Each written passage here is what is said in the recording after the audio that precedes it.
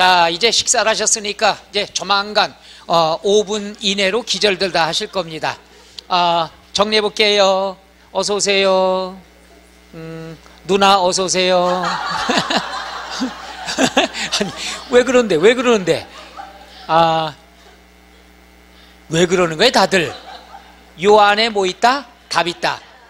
우리가 불이 나게 한번 해보도록 하죠. 준비됐습니까? 자, 230쪽 나와 있는 것은 뭐 내비로 두고요. 231쪽 나와 있는 것부터 하나씩 볼게요. 03번. 준비됐나요? 요게 과거의 기출문제입니다. 우리가 141문제에 들어가 있는 거고요. 바로 요거에 관한 것 보죠. 자, 해보죠. 농지의 교환. 농지의 교환인데 먼저 그림을 그려볼게요. 자, A 농지가 있고 B 농지가 있는데 A 농지는 시가가 얼마나 돼 있죠? 10억. B 농지는 가액을 모른다 이거예요. 그럼 여기에 대입해보죠. 일단 10억은 나왔지만 요건 안 나왔으니까 차액은 구할 수 있다 없다? 없다. 신경 안 써도 돼요. 그러면 기준이 뭐냐? 큰 가격의 땅 시가가 얼마가 되죠? 10억. 그럼 10억에 대해서 4분의 1이면 얼마가 되죠? 2억 5천이죠. 따라서 차액은 2억 5천 이하면 다 비과세로 인정해 주겠다는 얘기죠. 그러니까 한도가 일단 얼마라는 거 알 수 있어요? 2억 5천이 되고요. 그럼 답을 보니까 2억 5천이 한도가 돼 있는 건 하나뿐이 없죠. 몇 번뿐이 없어요? 1번. 2억 5천이 한도가 되는데 가액이 차액이 얼마 나왔대요? 2억. 그럼 4분의 1에 미달하니까 요건 인정이 된다 안 된다? 된다. 비과세 된다는 얘기죠. 요거 말 이해 가나요? 그러니까 한도를 먼저 계산해서 차액이 요거보다 적으면은 비과세 인정을 해준다는 얘기죠. 그런데 출제자는 무지하게 어려운 뜻으로 냈는데 한도만 구할 줄 알면은 답은 하나뿐이 없다는 얘기죠. 이해가요? 큰 땅 시가의 4분의 1만 계산해서 나오면 2억 5천까지는 비과세 받을 수 있다는 얘기죠. 그래서 답이 몇 번이 되는 거죠? 1번. 그 말뜻 이해 가나요? 다시 한번 여기 보세요. 큰 땅 가격에 대해서 무조건 얼마를 적용해라? 4분의 1 적용해라. 요게 비과세 차액의 한도가 되는 거예요. 그럼 2억 5천은 구할 수 있잖아. 그럼 2억 5천보다 적은 것. 여기는 2억이 나왔지만 2억 3천 나올 수도 있겠죠. 얘보다 적으면 다 비과세 교환을 인정한다는 얘기죠. 오케이? 이렇게 출제가 돼서 답이 1번이 되고요. 두 번째는 뒤에 넘어가 4번이 있어요. 4번은 이론으로 시험에 나왔어요. 그러니까 계산 문제도 나왔었고 이론 문제도 나왔는데 계산 문제는 무조건 큰 땅에 얼마를 먼저 계산해라? 4분의 1. 이해 가나요? 그 다음에 4번 문제 보면은 밑줄 치세요. 조건이 농지의 교환. 농지의 교환이 나왔으면 박스가 뭐죠? 경작상 필요에 의하여 농지를 교환하는 경우에 새로이 취득하는 농지를 몇 년 이상 농사를 지어야 되겠죠? 3년 이상. 농지 소재지에 거주하면서 경작하는 경우 괄호 안에가 수용이 나왔죠. 몇 년 이내 수용이 됐을 때 3년 이내에. 그 다음에 쌍방 토지가액 중에서 차액이 큰 땅에 얼마 이하인 경우에 한해서 4분의 1 이하인 경우. 그래서 3년 3년 4분의 1 몇 번이 되죠? 4번. 지금 3번도 출제 기출문제고 4번도 기출문제입니다. 농지교환은 이게 최상이에요. 더 이상 나올 수가 없는 거예요. 계산이면 계산, 이론이면 이론. 해보죠. 농지의 교환. 요 말뜻 이해 갑니까? 이거에 대해서 알아두셔야 되고 나머지 5번, 6번은 안 해도 됩니다. 괜찮죠? 그 다음 234쪽에 7번 밑줄 1세대 1주택. 자, 요거에 대한 거죠. 1세대 1주택이니까 요 놈에 대한 거죠. 요 안에 뭐 있다? 답 있다 이거예요. 볼게요. 1번 1세대라 함은 거주자와 배우자가 동일한 주소거소에서 생계를 같이 하는 가족을 말한다. 생계를 같이 하는 가족이 세대가 되겠죠. 그런데 부부가 나왔습니다. 동그라미. 부부가 나왔을 때는 이게 포인트예요. 부부는 이혼을 하지 않은 이상은 동일 세대로 간주합니다. 단독 세대를 구성한다는 건 뭐냐? 서울에 남편 명의로 집이 있어요. 애들 교육 때문에 큰아들 대학교를 부산으로 가서 부산에 집 하나 사서 부인 명의로 돼 있다 이거죠. 단독 명의 세대가 돼 있다 하더라도 동일 세대로 본다 안 본다? 본다. 부부가 단독 세대를 구성하거나 그건 왜 나오는지 몰라요. 그냥 별거 이러면 되지. 꼭 가정불화로 별거 중인 경우에도 그런 경우에는 각각 1세대로 본다. 각각이 아니죠. 동일 세대로 봅니다. 부부는 이혼 소리가 없으면 동일 세대로 본다는 것. 자, 그래서 각각 1세대다. 맞아요? 틀려요? 틀려요. 답은 몇 번이 돼요? 1번이 됩니다.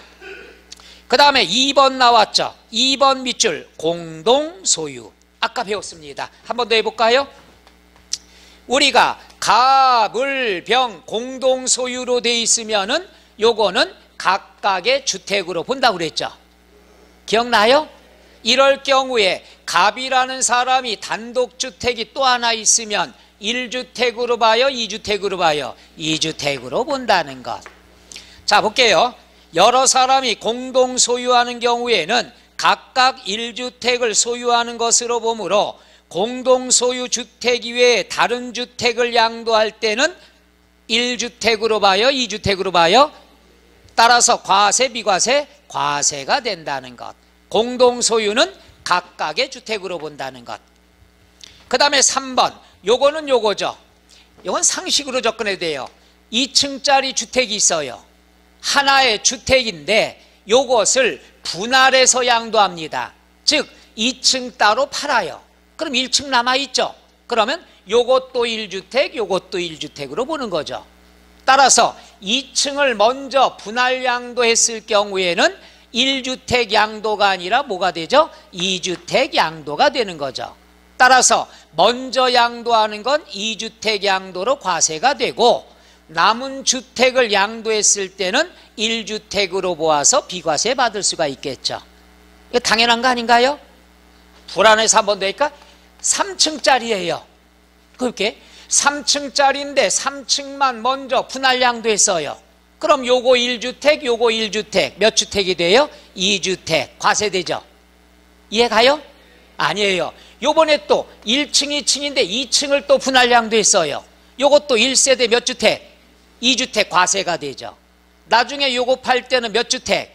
비과세 받을 수 있겠죠. 이해가요? 63빌딩을 한번 해볼까 봐요. 말뜻 이해가죠?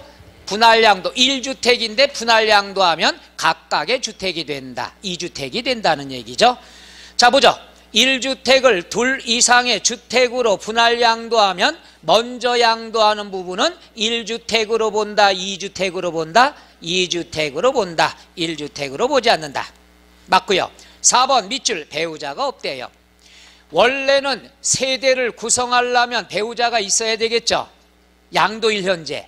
배우자가 없어도 1세대로 인정하는 것은 결혼 안 했을 때 30세 이상이면 배우자 없어도 되죠. 또 배우자가 없어도 되는 경우 경력자 우대. 한 번이라도 배우자가 있었던 사람, 과거에 결혼했다가 이혼을 했다 또는 사망을 해서 사별을 했다, 양도일 현재 한 번이라도 하루라도 배우자가 있었으면 경력자 우대합니다. 세대 구성이 된다 안 된다? 된다. 한 번도 결혼 못 해본 사람은 나이로 충당합니다. 몇 세 이상? 30세 이상이면 된다. 맞고요. 그 다음에 5번 아까 말씀드렸죠. 주택이지만은 영업용 건물로 사용하다가 양도하면은 1주택으로 본다 안 본다? 안 본다. 되겠습니까? 그 다음에 08번 동그라미 과제 한번 풀어보시고요. 9번 보세요. 9번에 어려운 것들이 있습니다. 난이도 상짜리예요. 잘 보세요. 밑줄 1세대 1주택. 자, 1번 밑줄 겸용주택 나왔네요. 해보죠. 겸용주택. 요거 하여튼 어려운 것까지 다 해볼게요. 겸용주택이다 그러면은 요거는 재산세하고 양도소득세하고 조금의 차이가 있습니다. 난이도 최상이에요. 한번 해볼게요. 재산세다 그러면 주거용 면적이 비주거용하고 비교해야죠. 기억나요? 재산세? 재산세에서는 주거용이 크거나 같으면은 전부를 주택으로 봅니다. 그러니까 같을 때도 전부 주택 보는 거예요. 재산세는.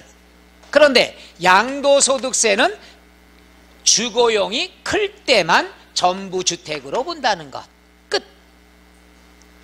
자, 우리가 재산세는 같아도 전부 주택으로 봐요. 매년 내는 거니까. 양도소득세는 한번 금액이 크죠. 그러니까 같을 때는 따로따로 해요. 어떨 때만 전부 주택으로 봅니까? 주거용이 클 때만. 눈동자가 흔들리기 시작해요.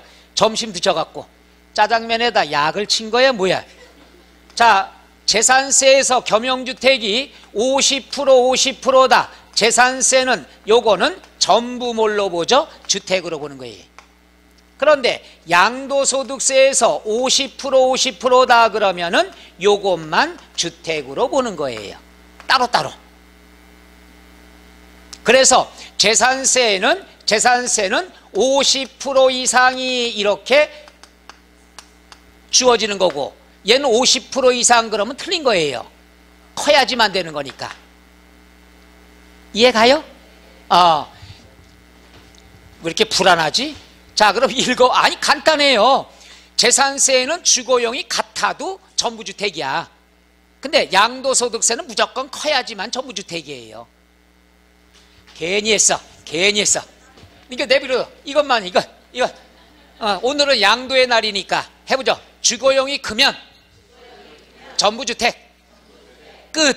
이러면 되잖아요. 주거용이 클 때만 전부주택이야. 이것만 공부합시다. 재산세 나중에 문제. 어차피 잊어먹을 걸. 자, 그럼 그걸 갖고 지문을 한번 볼게요. 지문 잘 봐요. 1번 겸용주택의 경우에 잘 봐야 돼요. 지문. 주택면적이 주택 이외의 면적보다 작거나 같대요. 같으면은 전부를 주택으로 본다 안 본다? 안 본다. 이거죠. 같대요. 같으면 무엇만 주택으로 본다? 주택만 주택으로 본다는 얘기죠. 이 지문 이해가요? 같다고 나오면 무조건 따로따로 해요. 그래서 주택면적이 주택 이외의 면적보다 같은 경우에, 작은 건 안 봐도 돼요. 같은 경우에는 주택 부분만을 주택으로 보아서 맞아요, 틀려요? 맞아요.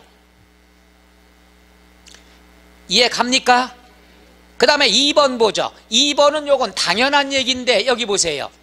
우리가 주택에 부속 토지가 있는데 이게 이 필지예요. 절대로 필지는 관계가 없는 거예요. 저 지방에 내려가면 전원주택이 있으면 땅은 필지가 여러 개일 때가 많잖아요. 따라서 필지가 여러 개가 중요한 게 아니라 한 울타리 안에 있어요. 한 울타리 안에 있고 그 다음에 한 세대가 주거용으로 사용하고 있어요. 그러면 딸린 토지로 본다 안 본다? 본다가 돼요. 그러니까 이 필지라는 건 여러분 함정이란 얘기예요.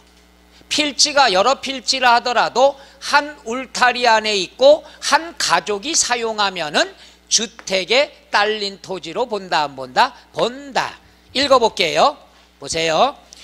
자, 지번이 다르지만 상이한 이 필지, 두 필지 토지 위에 주택이 있는 경우 밑줄 한 울타리 안에 있고 한 세대가 사용한다면 주택에 딸린 토지로 볼 수 있다 없다? 있다가 되죠.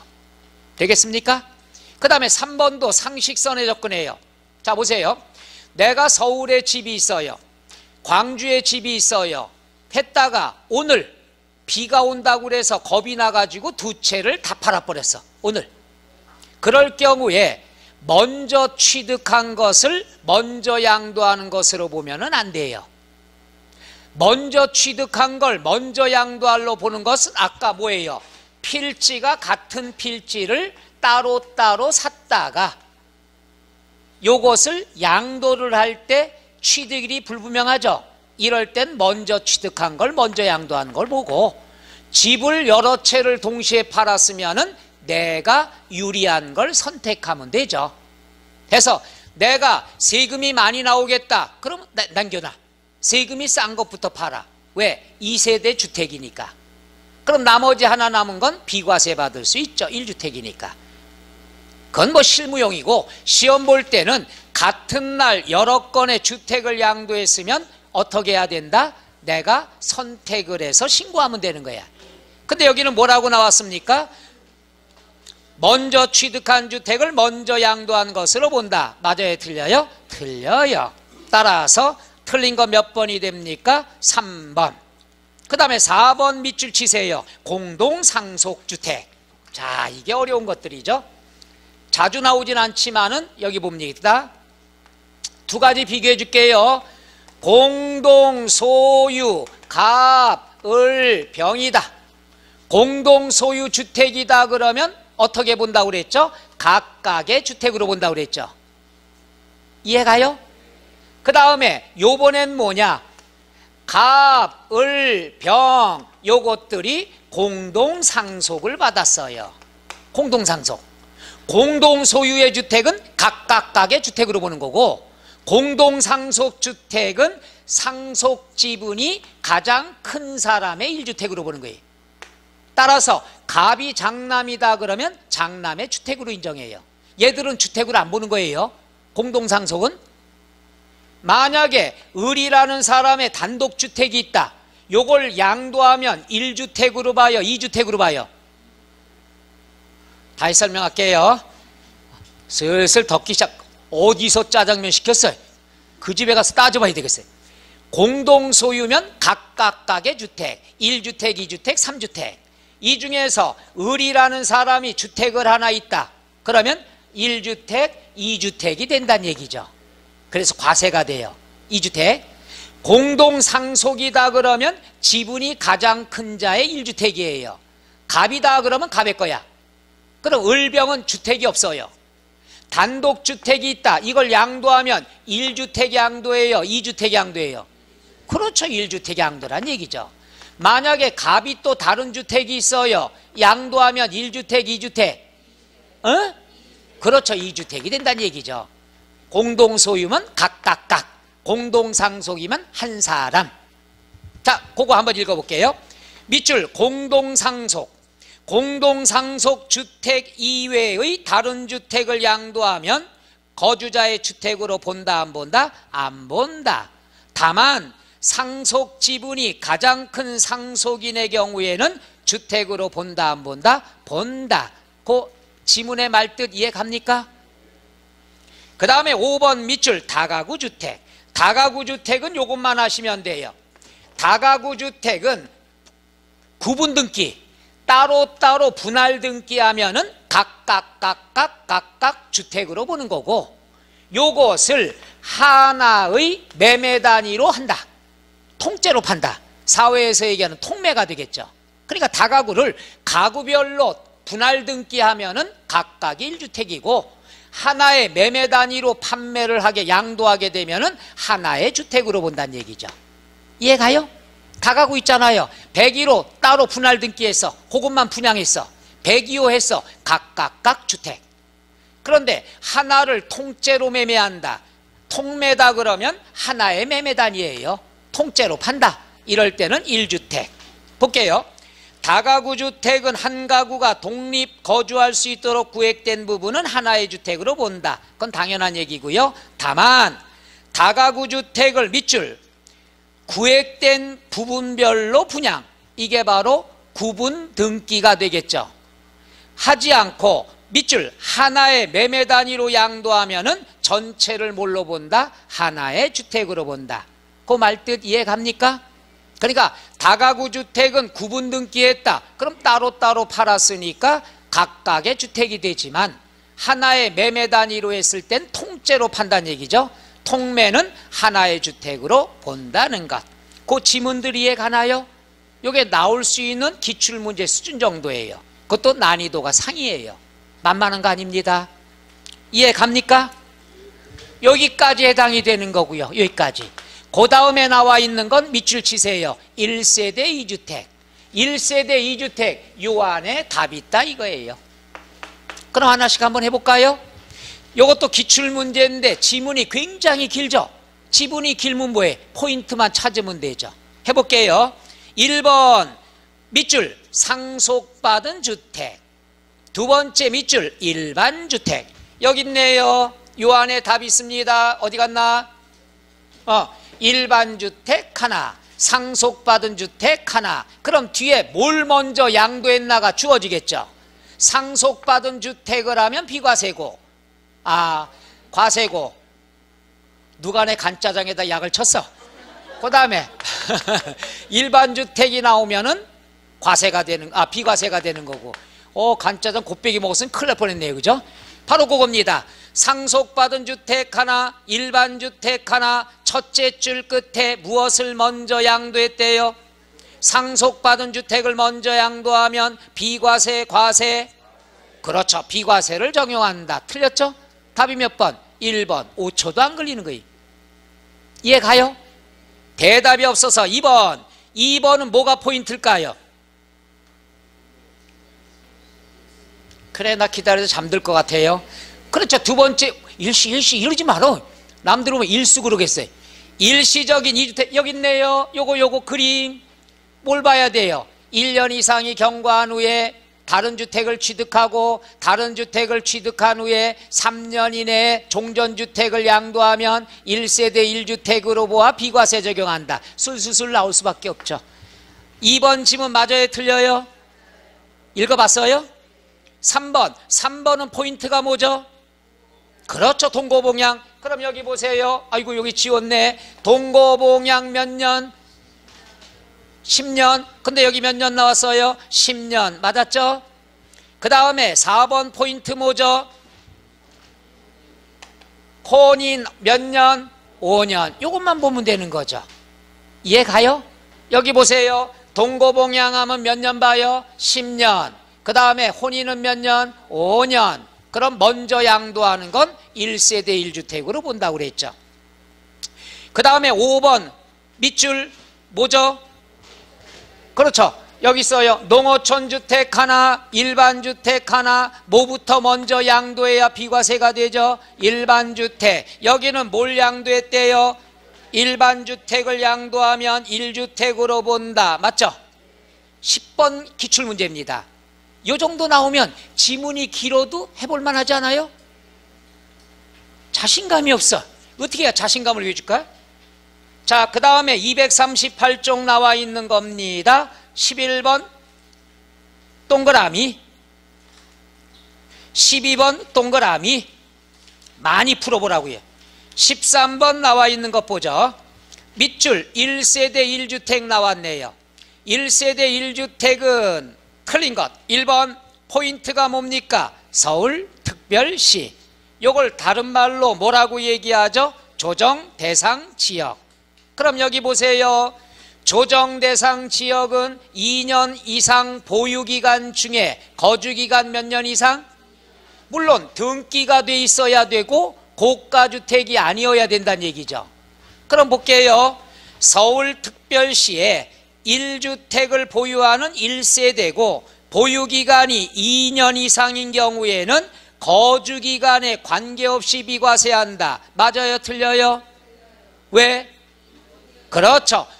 조정대상 지역은 2년 이상 거주요건이 충족돼야 된다는 얘기죠. 근데 여기는 거주기간에 관계없이. 요게 틀렸죠. 답이 몇 번? 1번. 5초도 안 걸리는 것들이에요. 포인트 찾을 수 있나요? 노. 2번. 2번하고 5번은 또 한 번 공부해 드릴게. 2번하고 5번은 요거죠. 이거는 다 없어져도 돼. 이거죠. 자, 재건축이 들어갔을 때는 멸실된 주택, 그죠? 그 다음에 새로 재건축한 주택의 기간을 어떻게 해준다? 통산, 합산해야죠. 이해가요? 재건축? 내가 집이 하나 있었는데 2년 보유했다가 오늘처럼 비가 많이 와서 주저앉았어요. 그런 다음에 새로 지어서 1년 보유했다가 양도하면 보유기간은 몇 년? 3년 인정이 된다는 얘기죠. 멸실된 주택, 재건축 주택 다 더해주죠. 그럼 중요한 게 뭐냐? 시험에서는 공사기간은 어떻게 한다? 제외가 된다는 거. 쓰기 싫어서. 이거 그래도 난 대단한 게, 이렇게 쓴 나도 대단한데 이걸 알아보면서 쓰는 여러분도 대단하다는 얘기. 얼마나 노하우가 축적됐어. 잘 써드려야죠. 공사기간은 제외한다. 그런데 도시 및 주거환경 정비법이 있어요. 법률에 의해서 재개발, 재건축 들어가면은 멸실주택, 재건축주택 여기에다가 공사기간도 어떻게 한다? 포함이 된다. 기억나는 거 있어요? 혼자서 재건축을 할 때는 공사기간 인정 안 해요. 근데 법률에 의해서 재개발, 재건축 들어가면 공사기간도 인정이 된다는 것. 그 시험에 나올 때는 공사기간이에요. 포인트. 자, 됐습니까? 아직 들으셨어? 2번 보죠. 2번. 거주, 보유 중에 소실 등으로 인하여 멸실되어 동그라미 재건축. 법률이 나왔어요? 안 나왔어요? 안 나왔으면 주택 기간만 통산하면 되죠. 밑줄. 멸실주택, 재건축주택, 보유기간을 동그라미 어떻게 한다? 통산한다. 그렇게만 쓰지 마요. 하도 쓰는 거 좋아하시니까 지금부터 취미를 살려서 받아쓰기. 그 옆에다가 뭐라고? 통산한다 옆에다가 공사기간 제외. 난 여러분을 이렇게 존중한답니다. 그 다음에 5번 보세요. 5번은 밑줄. 도시 및 주거환경 정비법에 의한 재개발, 재건축. 두 번째 줄에 종전주택 재건축 후에 그 다음 동그라미 공사기간 별 표시하죠. 그 밑에다가 써놔요. 공사기간 포함. 2번과 5번 비교 이해 갑니까? 개인적으로 하는 재건축은 공사기간 인정이 안 되지만 법률에 의한 재개발, 재건축은 공사기간을 인정을 해준다는 거. 시험에 나오면 항상 그게 포인트입니다. 자주 나왔거든요. 나올 때가 되지 않았나 싶습니다. 요즘 뭐 재건축 뭐 연한 때문에 막 뉴스에 난리 나고 하잖아요. 한 번쯤은 나올 때 됐죠. 그 다음에 3번 보죠. 3번의 포인트는 상속. 그 다음 맨 앞에 같은 세대. 같은 세대. 동거 중이란 얘기죠. 기억나요? 해달라는 얘기네. 자, 와요. 아버지가 집이 있어요. 아들은 집이 있던 없던 관계없어요. 아버지 집에서 동거하면서 모시고 있다가 아버지가 돌아가셨어요. 상속받죠? 그 집이 그 집이죠. 동거했을 때는 피상속인의 보유기간도 통산, 합산을 한다는 것. 근데 별거했어요. 아버지는 광주에 있고 아들은 서울에 있어요. 아버지 돌아가셔서 상속을 받을 때 별거죠. 이럴 땐 아버지의 보유기간은 인정한다 안 한다? 안 한다. 상속 두 가지. 같은 집에서 모셨으면 그 집이 그 집이니까 더 한다는 얘기죠. 그래서 같은 세대로서 상속이 되면은 피상속인의 보유기간, 상속인의 보유기간을 어떻게 한다? 통산. 왜 그러냐 하면은 같은 집에서 동거봉양했다는 얘기예요. 그래서 인정해 준다는 것. 그 다음에 4번. 4번은 요거는 이의신청이 들어갈 수 있는 거예요. 이런 문제 나오면 땡큐죠. 1주택을 소유한 1세대가 거주주택을 양도할 때는 밑줄 2년 이상 보유, 2년 이상 거주해야 비과세 받을 수 있다. 맞아요? 틀려요? 맞을 때도 있고 틀릴 때도 있어요. 따라서 요건 이의신청 들어가. 앞에 뭐가 주어져야 되냐? 조정, 대상, 지역 내. 이 말이 맞아야 정확한 답이죠. 또는 1번 문제처럼 서울, 특별시 이렇게 나와야 맞죠. 왜냐하면은 조정 대상 지역이 아닌 곳에서는 거주기간 필요 없다? 필요 있다? 필요 없다는 얘기죠. 광주다 그랬으면 요거 틀린 지문이 되는 거죠. 서울이다 그러면 맞는 지문이 되는 거고. 그러니까 정확하게 하려면 지역이 주어져야 된다. 앞에다 뭐라고 써놓을까요? 조정, 대상, 지역 내. 이러면 좋겠죠. 13번도 과거의 기출문제입니다. 이 정도 되겠어요? 대답이 없어서 다 하자고? 더 이상 못해요. 14번 동그라미, 15번 동그라미. 다 필요 없어요. 다 필요 없어요. 좋죠? 20쪽 동그라미, 20번 동그라미. 그 다음에 250쪽에 나와 있는 거 몇 개는 해드려야 됩니다. 보세요. 22번 밑줄 1세대 1주택. 자, 옳은 거 물어봤습니다. 빨리 한번 해볼게요. 1번 동그라미 상속. 그 다음에 첫째 줄 끝에 밑줄 동일 세대. 좀 전에 한 거랑 똑같죠? 같이 살고 있다가 상속받으면은 통산한다, 구분한다. 그렇죠. 두 번째 줄 피상속인이 보유한 기간, 그 다음에 상속인과 함께 보유한 기간을 통산해서 적용한다. 동일 세대 합산한다 그런 거죠. 됐고 2번은 뭐가 포인트일까요? 2개 이상의 주택을 같은 날에 양도했대요. 그럴 때는 어떻게 한다고 그랬죠?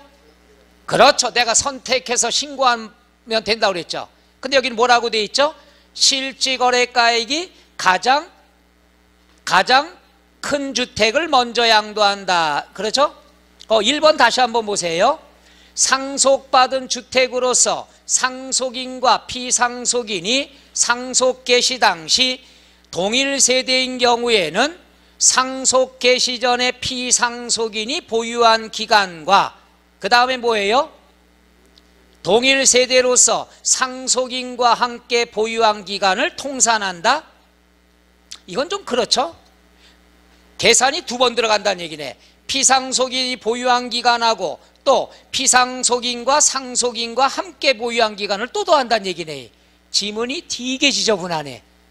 그래서 거기에는 먼저 이렇게 나와야 정답이 되죠. 피상속인이 보유한 기간과 상속인이 보유한 기간을 통산한다. 이렇게 해야지 정답이 되는 거죠.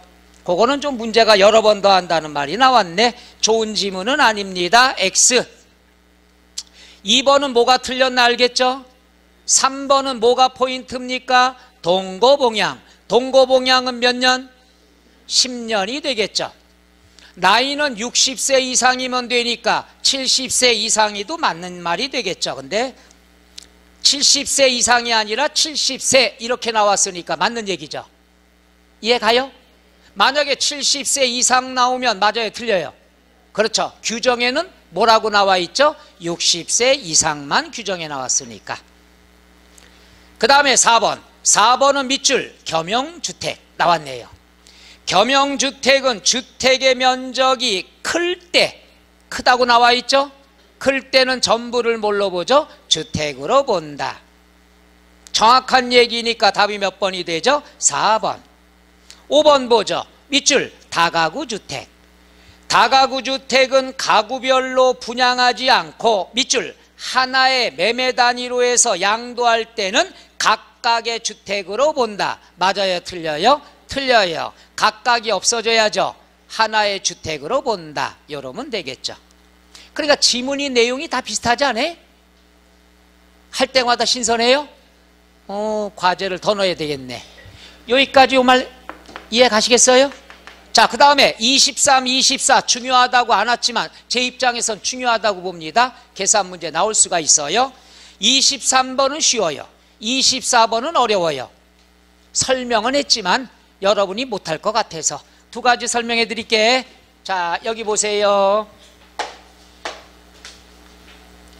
자, 여기다 해드릴게. 23번 겸용주택. 이렇게 된 거예요. 겸용주택은 단층에. 자, 23번 주거용이 몇 제곱미터? 이제 읽지도 못해. 아무 생각 없어. 알아서 해달라는 얘기야. 건물이 300인데 주거용이 얼마예요? 그럼 비주거용 상가가 얼마란 얘기죠? 일단 보죠. 여기 봐요. 여기만 봐. 안 써도 돼. 찍어. 요거는 뭐냐? 1세대 1주택이고 등기가 돼 있고 고가주택이 아니래요. 오케이? 그 다음에 도시지역 어디래요? 도시지역 내라고 돼 있죠? 그럼 몇 배 계산하면 돼요? 5배. 여기만 보면 돼. 한방 설명만 들어. 그러면 먼저 건물부터 보죠. 주거용이 크면은 주거용이 크면은 전부를 뭘로 보죠? 주택으로 보니까 주택은 모두 얼마가 돼요? 300제곱미터. 이해가요? 그럼 주택이니까 얘는 당연히 뭐가 되죠? 비과세. 과세되는 건 있다 없다? 없다. 주거용이 크면 건축물은 다 주택으로 보니까 돼요? 노노노. 여기에 따른 토지 몇 제곱미터? 토지 2000제곱미터다 그러면 이 안에서 부수토지 계산해야죠. 부수토지는 주택 바닥면적. 주택 바닥면적이 얼마죠? 아니죠. 전부주택이니까 주택 바닥면적에 대해서 몇 배? 5배. 그러니까 250이 주택이 아니에요. 전부주택으로 보니까. 그러면 300제곱미터에 5배면 9구단 5, 3 1500제곱미터는 부수토지로 인정한다는 얘기야. 여기까지. 그럼 부수토지다 그랬으면 부수토지는 어디에 포함해요? 주택에 포함하니까 부수토지는 전부 비과세가 되겠죠.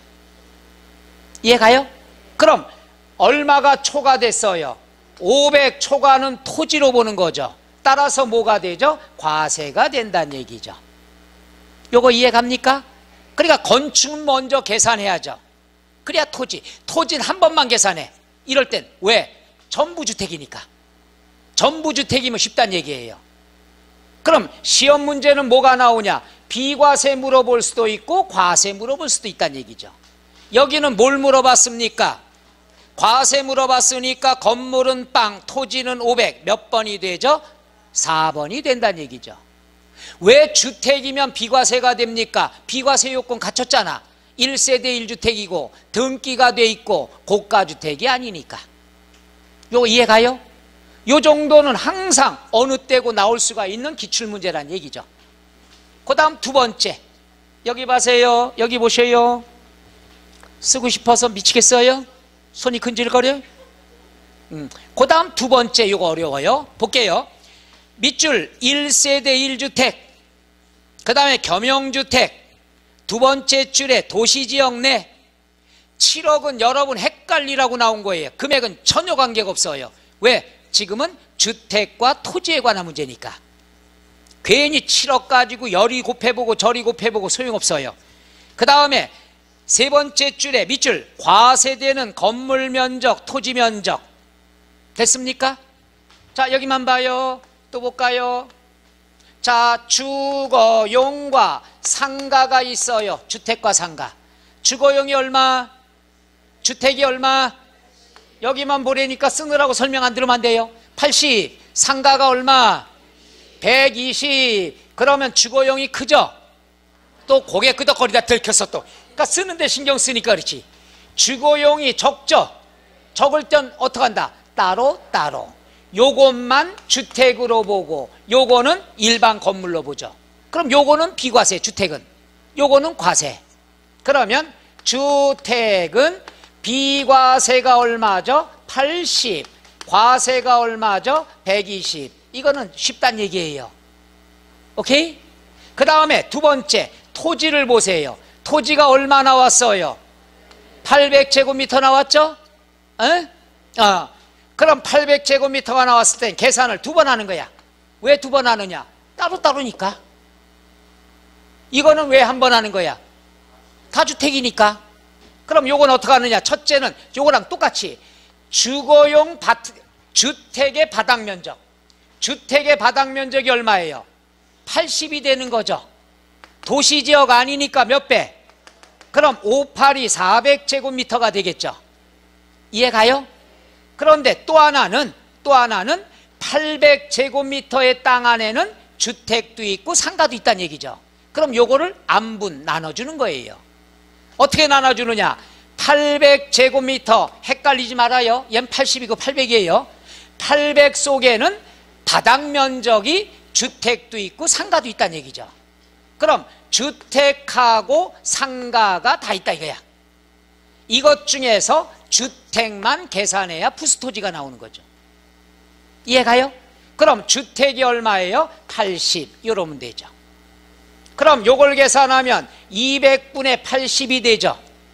식 이해가요? 이해가면 뭐해? 계산이 안 되는데. 전설 속의 유명한 약분을 보죠. 2, 4는 8, 4, 8이 320이 되겠죠. 그러니까 주택과 상가 건축물이 따로따로 있으면 두 번 계산해야 돼. 그런 다음 둘 중에서 어떤 면적? 적은 면적이라고 그랬죠.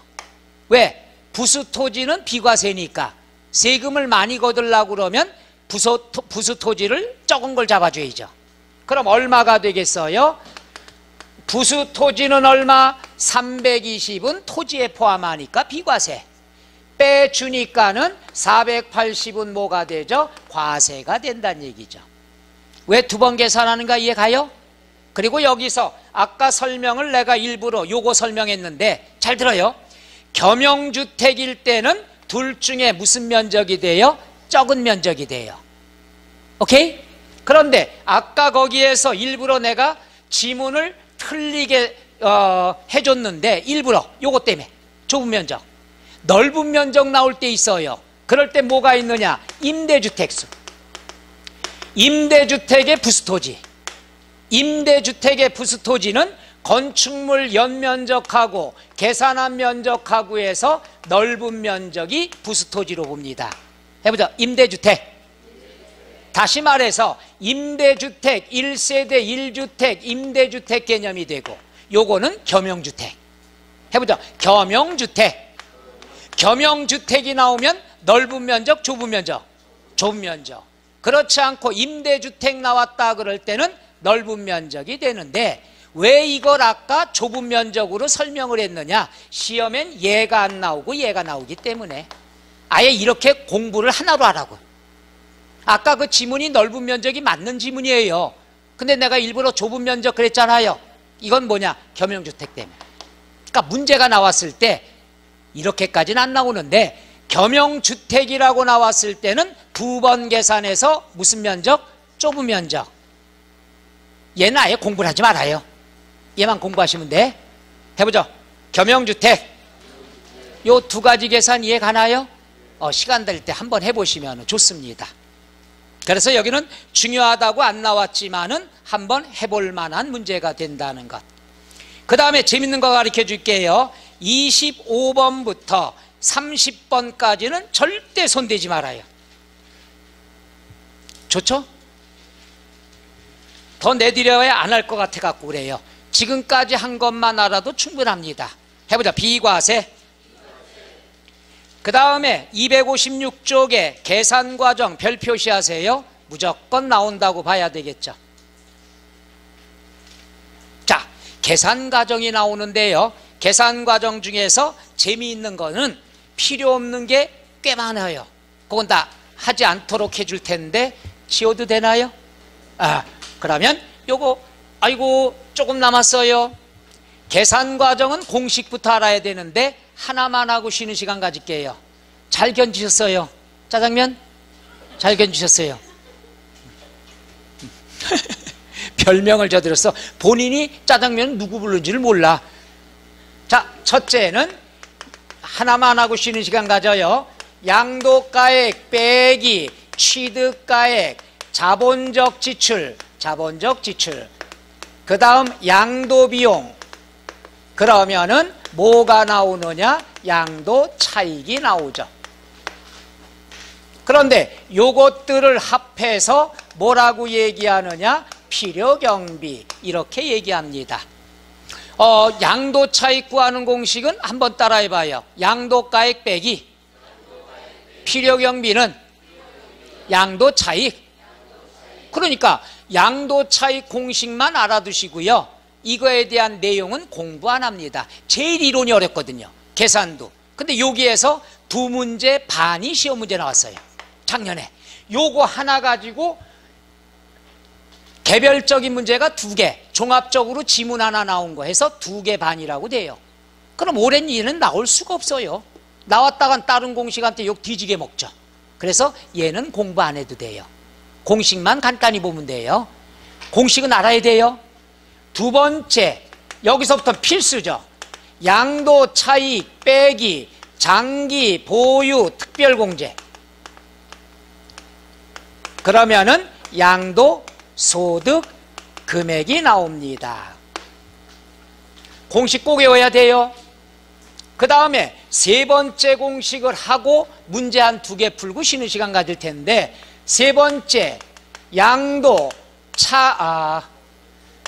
소득 금액 빼기 양도 소득 기본 공제. 그러면은 양도 소득 과세 표준 나오죠. 그죠? 그러면 여기서 공식 순서 꼭 알아. 나온 김에 끝까지 해버려. 네 번째, 이론은요, 여기까지만 이론 배우면 양도 끝이에요. 문제풀이나 그 다음부터 문제풀이 하다가 그 다음에 안 되는 건 여러분 넘겨드리면 되죠. 이론은 다 배우는 거예요. 양도소득 과세표준 곱하기 세율 산출세액이 나오죠. 공식 4가지는 무조건 외우세요. 자, 그러면 시험 문제 256쪽 보세요. 256쪽에 나와 있는 것은 01번은 동그라미, 이 공식이니까 이건 나 없이도 할 수 있어요. 그 다음에 02번, 03번이 나왔는데 요게 02번도 중요한 거예요. 과거의 기출문제입니다. 잘 보세요. 실수 엄청 합니다. 보죠. 문제 조건이 뭐냐 하면은 제일 중요한 포인트가 요거예요. 양도소득 금액 계산에서, 이게 포인트. 그럼 여기 보세요. 그 공제 순위가 제일 나중인 것은, 공제라는 건 더해준다 빼준다, 너무 유치한 거죠. 실수 엄청나게 합니다. 여기 보세요. 여기 보세요. 야, 이거 시험 나온다고 외우라고 그랬어. 나 뒷다 잘해. 맨 마지막에 빼는 거 양도소득 기본공제, 맨 나중에 빼는 거. 공식 중에서 딱 보니까 답이 1번에 나와 있어요. 1번 체크. 중개사라 불러다오. 전원이 또 꺼져 있대요. 이거예요. 그럼 문제가, 이거는 과세 표준 계산할 때 공제 순위가 낮은 거죠. 여기는 뭐라고 나왔어요? 소득 금액 계산에서 맨 나중에 공제하는 것. 답은 뭐가 되는 거죠? 장기 보유 특별 공제가 된다는 얘기죠. 제 말 이해 가요? 그러니까 공식이 나왔으면 뭘 계산할 때 가장 나중에 공제되는 것. 그럼 요거 양도소득 금액을 먼저 밑줄을 치고 여기에서 마지막이 되죠. 말 이해 갑니까? 그냥 무대뽀로 외운 사람은 무조건 마지막 요걸로 본다는 얘기죠. 그래서 함정을 앞에 집어넣은 거예요. 1번에다가. 기출문제입니다. 우리가 문제 풀어보면 이거 틀리면 이런 사람이 어디 있죠? 여기서 50%는 틀립니다. 그 다음에 또 이렇게 나왔어요. 문제 3번 보면은 밑줄, 양도소득 금액을 감소시키는 항목이 아닌 것. 여기 보세요.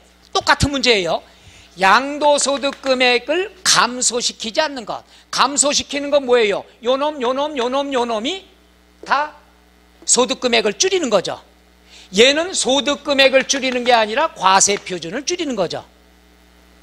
말 이해 가나요? 왜 이렇게 불안하지? 얘는 많으면 많을수록 과표가 줄어드는 거죠. 어떻게 하면 좋아? 뭘 드셨어? 짜장면 말고. 요거는 여기까지를 빼주면 빼줄수록 요게 줄어드는 거 아니에요? 그러니까 결국 양도소득 금액을 감소시키는 요인이 아닌 것은 얘뿐이 없다는 얘기죠. 기본공제는 양도소득 금액 계산과 아무런 관계가 있다 없다? 없다가 되는 거. 이게 만만한 문제가 아닌 것 같다. 왜? 불안한데? 1번 장기보유 특별공제 감소시키죠. 2번에 보면은 취득세. 여러분 상식 알아두세요. 취득세는 취득가액 필요경비로 인정해 줍니다. 빼줄 수 있어요. 그 다음에 3번 기본공제는 소득금액 구할 때 필요해요, 안 필요해요? 안 필요하니까 얘가 답이란 얘기죠. 그 다음에 4번 보면은 밑줄 내용연수 증가, 가치증대 수선비. 내용연수 연장이 뭐예요? 이 건물이 내용연수가 50년이에요 오늘이 49년 됐어요. 몇 년 남았어요? 5억을 들여서 대대적인 수선을 들어갔어요. 리모델링 했어요. 몇 년 더 쓸 수 있죠? 이런 게 바로 자본적 지출이라는 게. 여러분이 어떤 것들이 해당돼요? 집에서 베란다 확장 공사 했죠? 이런 거 다 양도소득 계산할 때 공제받습니다. 그 다음에 5번 국민주택 채권을 만기 전에 양도함으로 발생하는 매각자손. 따라해봐요. 매각자손. 여러분 아파트 분양받으면 국민주택 채권 강제로 사죠. 500만 원짜리다 그러면 되팔죠. 즉석에서. 실무에서는 원래는 은행에다 팔아야 되는데 실무에서는 누구한테 많이 팔죠? 법무사한테 많이 팔죠. 요걸 300만 원에 팔아요. 손해볼 수밖에 없어요. 왜? 만기 때까지 갖고 있어야 500 받는 거예요. 현재 가치는 300분이 안 되는 거예요. 무조건 손해봅니다. 200 손해보죠. 요건 정부가 강제로 하는 손해이기 때문에 인정을 해줘요. 양도소득세 계산할 때 취득가액에 포함해 줍니다. 공제받을 수 있어요. 오케이? 그래서 2번과 3번이 같은 문제인데 지문 형태가 그렇게 다르다는 얘기죠. 알고 보면 무지하게 쉬운 거예요. 공식 예까지만 필요한 걸 물어보는 거죠. 공식이 여기 뒤에 있는 건 관계가 없다는 얘기죠. 알고 나면 쉬운데 출제하면 무지하게 어렵다고 느낍니다. 과거에 나왔던 문제예요. 10년 동안 한 번도 안 나왔어요. 나올 때 되지 않겠어요? 그게 전 중요하다고 봐요. 이런 것들을 내야 공부하는 분들이 항의 찍소리 죄송합니다. 아무 소리 못하는 거예요. 왜? 쉬운 거거든. 본인이 이해를 못해서 그렇죠. 되겠어요? 할 수 있어요? 그 다음에 대답을 잘하셨기 때문에 258쪽부터 좋죠? 이런 사람 없어요. 269쪽까지 절대로 쳐다보지 마세요. 절대로 쳐다보지. 거기까지가 양도 차익과 관련된 문제예요. 그러니까 절대로 안 해도 돼요. 여기서 여러분들의 사업성이 나타나요. 참 대단해. 의식병이 있는 사람은 문제마다 찾아서 X를 해요. 왜 이렇게 어렵게 살아요? 그냥 반을 접어놓든가 확 찢어버리든가 하면 되죠. 그렇잖아요. 근데 여러분 안 그래? 다 보면 일일이 손에 침을 묻혀가면서 X, X, X. 그죠? 요걸 보면 알잖아요. 부동산 한 방이 있는데. 예전에 이 얘기했던 작년에 내년엔 요것도 친절하게 설명 중요합니다. 별 표시하고 강의를 하겠죠. 올해만 안 하는 거예요. 돌아가면서 전 이렇게 합니다. 했더니 작년인가 쫙 소리가 나요. 여자분이 찢어버린 거예요. 꼭 그런 분은 돼요. 합격했어요. 과감한 게 필요한 거예요. 자신감이. 요걸 다 X 쳐놨네. X 오늘 이분하고 나하고 살풀이 해야 돼. X 이분이 아까 보니까 아까 이분 거 얘기했어. 저 뒤에 분도 그렇고 문제마다 X 그것도 조그맣게 이쁘게 XX 여기까지는 올해만 공부 안 하는 거예요. 내년에도 이거 보고 내년에 공부하실 분 이거 X 돼 있어 찢어버렸어. 왜냐면 내년에 또 책을 새로 살 거니까. 그렇게 해서 저는 강의가 매년 달라집니다. 또 그렇게 하니까 좋아들 하시고. 내일 모레 시험인데 이렇게 문제 중에서도 풀지 말라고 강조하는 사람이 있어요? 한두 개도 아니고. 난 해요. 왜? 저기까지가 1번 공식에 관한 이론이거든. 왜 저런 데 신경 써? 딴 거 신경 쓰는 게 낫죠. 오케이? 그래서 이론은 요것만 하면 되는데 270쪽부터 나와 있거든요. 자, 뭐만 배우면 되느냐? 요놈, 요놈, 요놈. 세 가지 이론만 여기다 정리하고요. 그 다음 문제풀이 하면 이론은 끝났어요. 그걸 마지막 시간에 하도록 하죠. 계속 X 해요. X 한 사람만 나랑 같이 쉬는 시간이에요. 10분간 휴식.